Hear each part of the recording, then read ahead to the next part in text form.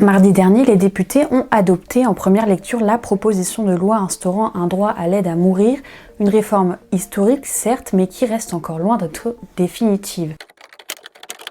305 voix pour, 199 contre et 57 abstentions, le vote a clairement divisé les députés.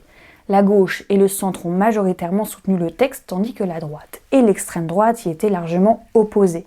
François Bayrou lui-même, le Premier ministre, habituellement prudent sur le sujet, a évoqué un chemin de fraternité tout en exprimant ses propres réserves personnelles.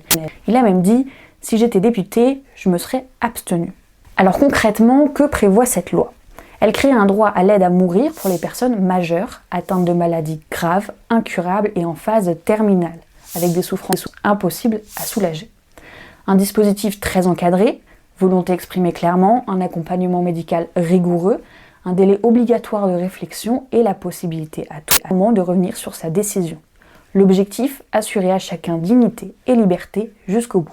Pour garantir les libertés individuelles tout en respectant l'éthique médicale, la loi prévoit une clause de conscience pour les médecins opposés à cette pratique.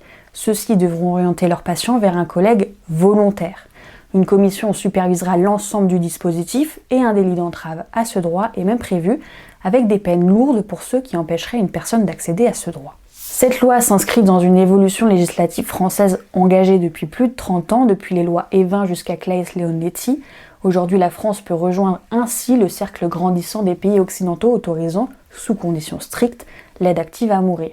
Il y a notamment la Belgique, l'Espagne, l'Autriche ou encore la Suisse. Forcément, les réactions sont fortes et contrastées. Les partisans parlent d'un moment historique et d'une loi républicaine fondamentale. En face, les opposants craignent un changement profond du rôle des soignants et s'inquiètent d'une banalisation potentielle du choix de mourir.